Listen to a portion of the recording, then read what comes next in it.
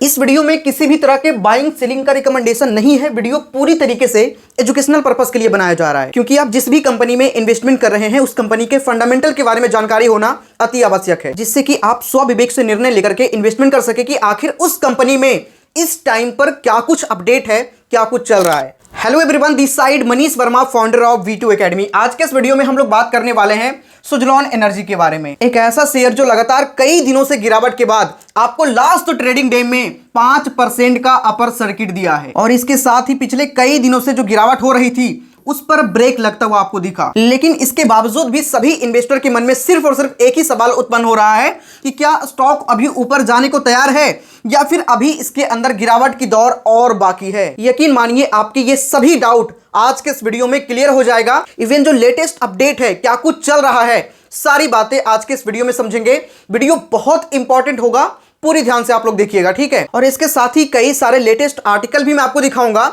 और कुछ सुजलॉन एनर्जी के नए प्रोजेक्ट जो आने वाले टाइम में सुजलॉन एनर्जी को उन पर काम करना है, जिससे कि बेनिफिट होगा और उसका बेनिफिट का डिस्ट्रीब्यूशन आप सभी को भी होगा। हम उसके बारे में भी बात करेंगे, ठीक है। सो वीडियो को पूरी ध्यान से देखिएगा, और जो भी लोग नए हैं चैनल को सब्सक्राइब करके जुड़ जाइएगा। ये चैनल हमेशा आप सभी को एकदम ऑथेंटिक इंफॉर्मेशन सबसे पहले प्रोवाइड करता है, और साथ ही जिस भी स्टॉक में आप इन्वेस्टमेंट करते हैं उसका टाइम टू टाइम अपडेट लेना बहुत जरूरी है, और ये चैनल हमेशा आप सभी को जेन्युइन चीजें प्रोवाइड करता है। तो सभी लोग, जितने भी लोग हैं, सब्सक्राइब करके अभी बेल आइकन दबा लीजिएगा, जिससे कि आप मार्केट से पैसे कमा कर जाएं, पैसे गवा कर ना जाएं। अगर हम इस स्टॉक के फंडामेंटल को देखें, अगर इसके बारे में थोड़ा सा समझें, तो पिछले कुछ समय में आपको मल्टी बैगर रिटर्न दिया। आप देख सकते हैं लास्ट 5 ईयर के लॉ की बात करें तो 1.56 पर ट्रेड करता हुआ दिखा, और यही शेयर 1.56 से उठकर 86.04 पर भी हाई दिखाया। और ये सारी चीजें सिर्फ और सिर्फ 5 साल के अंदर में, मतलब कह सकते हैं कि ये स्टॉक लास्ट 5 ईयर में आपको मल्टी बैगर रिटर्न दिया। लेकिन ऐसा क्या कुछ हुआ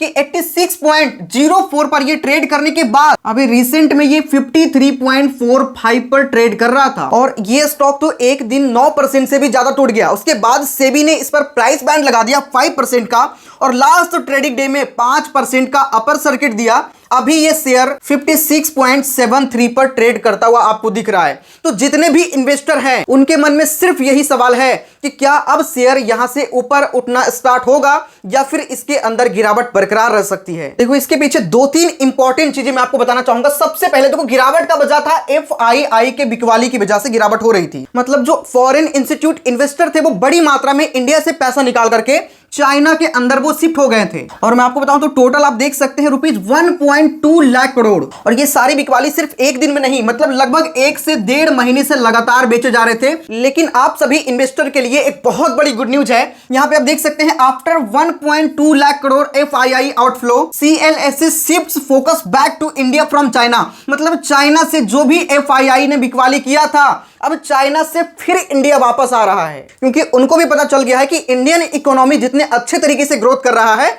चाइना का इकोनॉमी उतना बेहतरीन तरीके से ग्रोथ नहीं कर रहा है। और जितनी अपॉर्चुनिटी इंडियन मार्केट के ग्रोथ में है उतने चाइना के मार्केट के ग्रोथ पर नहीं है। इस वजह से अब वो सभी लोग इंडिया में फिर से इन्वेस्टमेंट करने के लिए आ रहे हैं। ये सबसे बड़ी न्यूज मैं आपको बता रहा हूं, और इस न्यूज को कोई छोटा मोटा नहीं बल्कि इकोनॉमिक टाइम्स ने खुद पब्लिश करा है। बहुत बड़ा रिप्यूटेड न्यूज चैनल है, इकोनॉमिक्स टाइम्स ने पब्लिश करा है। और यहाँ पे देख सकते हैं, brokerage firm CLSA has decided to reverse its earlier move from India to China। और यहाँ पे ये भी देख सकते हैं कि जो 1.2 लाख करोड़ का जो बिकवाली हुआ था फॉरेन इंस्टीट्यूट इन्वेस्टर के द्वारा, FII के द्वारा, which has affected the Indian market, जो कि इंडियन मार्केट को काफी ज्यादा अफेक्ट किया। और यहाँ पे देख सकते हैं ये सारे बिकवाली अभी रिसेंट मंथ में, मतलब अभी कुछ समय पहले हुआ था। इसी वजह से इंडियन मार्केट में इतना ज्यादा करेक्शन आपको देखने को मिला। लेकिन दूसरी न्यूज में आपको दिखाऊंगा ना, तो आप और ज्यादा खुशी से फूले नहीं समाएंगे।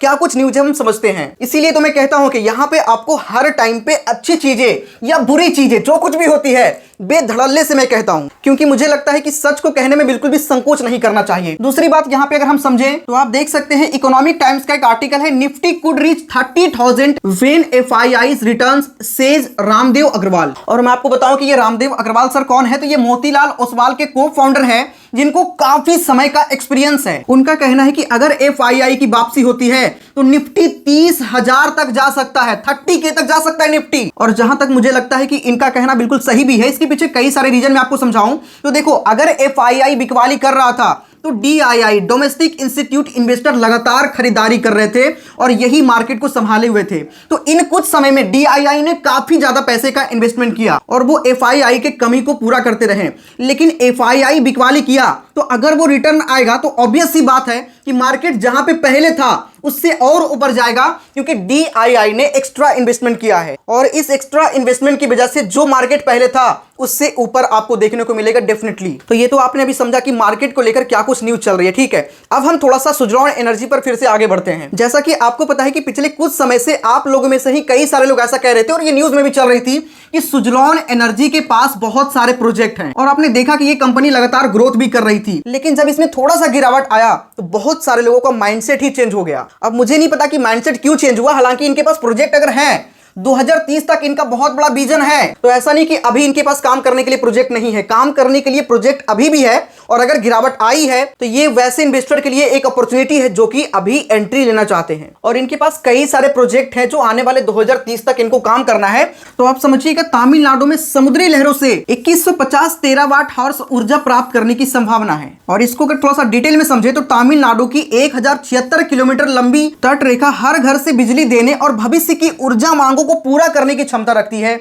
एक एकीकृत महासागर ऊर्जा एटलस से पता चलता है कि राज्य में महासागरों से अनुमानित 80,192.4 टेरावाट घंटे प्रति वर्ष ऊर्जा क्षमता है। हैदराबाद स्थित राष्ट्रीय महासागर सूचना सेवा केंद्र द्वारा विकसित तमिलनाडु को 77,901.92 टेगावाट हार्स की अपतटीय सौर और पवन ऊर्जा क्षमता के साथ दिखाया गया है, जिसमें पहला योगदान 98.5% है। तो मतलब आने वाले टाइम में जो तमिलनाडु है वो ऊर्जा निर्माण का एक बहुत बड़ा केंद्र है और इसका फायदा सुजलॉन को जरूर होगा। तो जितने भी लोगों का विजन लॉन्ग टाइम है, ठीक है, मैं ये नहीं कह रहा कि आप 1 महीने 2 महीने वाला इन्वेस्टर के लिए है, जो लोग लॉन्ग टाइम का विजन रखते हैं 2 साल 3 साल 4 साल 5 साल इस तरीके का, मिनिमम अगर आप 2030 तक का टारगेट रखें तो आपके लिए सो फॉर सो गुड होगा, क्योंकि इन 2030 तक इस कंपनी के पास कई सारे प्रोजेक्ट हैं और अभी वर्तमान समय में इनके पास तो कई सारे प्रोजेक्ट हैं और आने वाले टाइम में कई सारे प्रोजेक्ट इनको मिल सकते हैं और ये कंपनी लगातार प्रॉफिट कर रहा है। इसी वजह से पिछले कई सालों में इन्होंने मल्टी बैगर रिटर्न दिया है। साथ ही इंड करने से पहले थोड़ा सा प्राइस हिस्ट्री के बारे में डिस्कस कर ले तो 1 नवंबर को ये शेयर था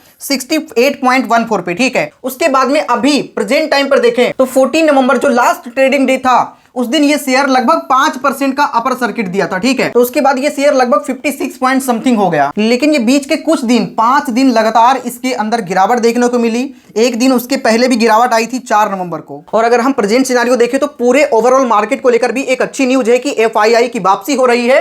साथ ही इस स्टॉक को लेकर भी कई सारे अच्छे न्यूज चल रहे हैं। तो मुझे लगता है कि मैंने आपको सारी चीजें बताने में अच्छे तरीके से कामयाब हुआ हूं। बाकी जितने भी लोग हैं चैनल को सब्सक्राइब करके जरूर बेल आइकन दबा लीजिएगा, जिससे कि आपके आने वाले टाइम में आपको टाइम टू टाइम अपडेट मिलता रहेगा हर एक स्टॉक को लेकर। साथ ही नेक्स्ट वीडियो आप किस स्टॉक पे चाहते हैं कमेंट कर दीजिएगा, मैं उससे रिलेटेड वीडियो बना दूंगा, ठीक है। तो चलिए मिलते हैं किसी नेक्स्ट वीडियो में, तब तक के लिए जय हिंद।